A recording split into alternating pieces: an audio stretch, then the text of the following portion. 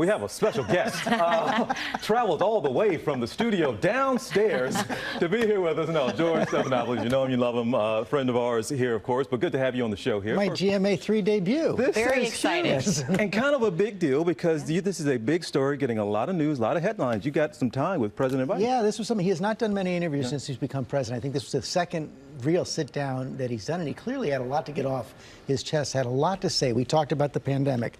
We talked about the crisis at the border. We talked about the next big items on his agenda and what it's going to take to get it through with no Republican votes.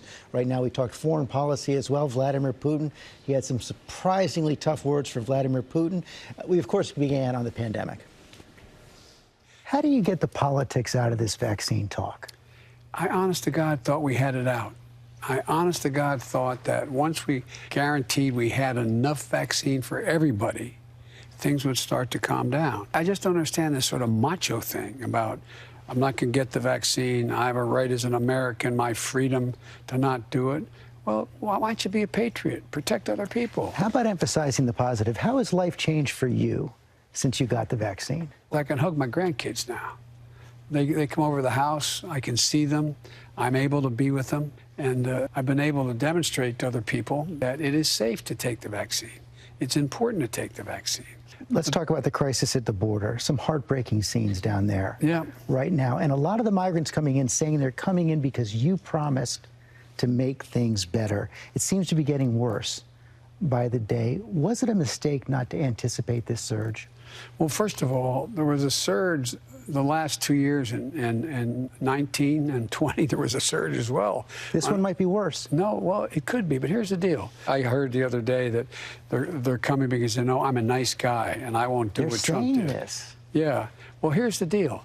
They're not. The adults are being sent back, number one. Number two, what do you do with an unaccompanied child that comes to the border? Do you repeat what Trump did? Take them from their mothers, to move them away, hold them in cells? We're not doing that. So what we're doing is we have brought in HHS and also brought in FEMA to provide for enough safe facilities, and most of them come with a phone number. So what we're doing is we're putting together an entire organizational structure so that within 7 days they're able to get in the phone, contact that number, find out whether there is a mother or a father, whether it is safe, whether it is a secure circumstance to get the child to that adult. It's going to take some time, though, to get those policies in place again. Do you have to say quite clearly, don't come? Yes, I can say quite clearly, don't come. And what we're in the process of getting set up, and it's not going to take a whole long time, is to be able to apply for asylum in place. So don't leave your town or city or community. We're going to make sure we have facilities in those cities and towns run by DHS and also access with HHS, Health and Human Services, to say you can apply for asylum from where you are right now. Make your case. We'll have people there to determine whether or not you are able to meet the requirement you qualify for asylum. That's the best way to do this. You're out here selling your COVID relief package. You're executing the COVID relief package now as well. What's next on your legislative agenda? If you notice the criticism of the COVID relief package, my Republican friends, they don't like it because, in fact, their idea of a tax cut is to give the Trump tax cut where 83% went to the top 1% of the people in America. You're going to be raising those taxes. Yes. Anybody making more than $400,000 will see a small to a significant tax increase. If you make less than $400,000, you won't see one single penny in additional federal tax. But let's talk raw politics here. You didn't get a single Republican vote for tax cuts. How are you going to get a Republican vote for a tax increase? Oh, I may not get but I'll get the Democratic votes for a tax increase. You just say you're not likely to get Republican votes for the tax increase. You're not likely to get Republican votes for H.R. 1, expanding voting rights, or the John Lewis Voting Rights Act. So aren't you going to have to choose? I know you've been reluctant to do away with the filibuster. Aren't you going to have to choose between preserving the filibuster and advancing your agenda? Yes. But here's the choice. I don't think you have to eliminate the filibuster. You have to do it what it used to be when I first got to the Senate, and that is that a filibuster, you had to stand up and command the floor. So you're for that reform. You're for bringing back the talking filibuster. I am. That's what it was supposed to be. Just put a hold on it, that's it. Yeah. It almost is getting to the point where democracy's having a hard time functioning. I'm not saying this is going to be easy, George. But I do believe there's enough Republicans over time. They haven't had that epiphany you said you were going to see in the campaign. No, well, I've only been here 6 weeks, pal. Okay, give me a break. 78% of the people say they support this program. 52% of Republicans. Republican voters want to be able to choose between being able to send their kid to a daycare that they can afford. It's not like every Republican voter is a billionaire. One final question. Sure. Is Major out of the doghouse? Yeah. The answer is yes. Major was a rescue pup.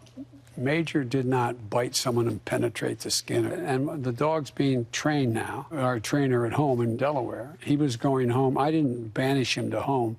Jill was going to be away for 4 days. I was going to be away for 2, so we took him home. But you turn a corner, and there's 2 people who don't know at all, and and they move, and he moves to protect. But he's a sweet dog. 85% of the people there love him.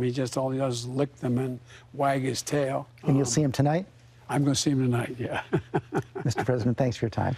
Thank you, George. I appreciate it. I am worried about those other 15%. Yeah, exactly, right? But in D.C., that's good approval rating, man. That's true. That's true. That's a good way to look at it. Obviously, you touched on a number of topics, and you had a lot of time with the president, and we only have a small amount of time here. So I'd love to hear about what he said about Vladimir Putin. Well, this was really something, Amy. And I think in some ways the biggest news of the interview, yesterday the Director of National Intelligence came out with the formal finding of the 2020 elections, showed that Vladimir Putin authorized attempts to denigrate Biden, support Trump, undermine our elections, divide our society. So I asked the president, what price is he going to pay? And boy, he did not hold back at all. He said he's going to pay a big price. And he talked about his first and longest encounter with Vladimir Putin, where he said he walked right up and said, I don't think you have a soul. Right. Which is, of course, referring back to George W. Bush's comments. I think I could see his soul, but he went even farther than that. You saw the President of the United States in this interview yesterday calling the President of Russia, basically the dictator of Russia, a killer. And a killer, A flat-out killer.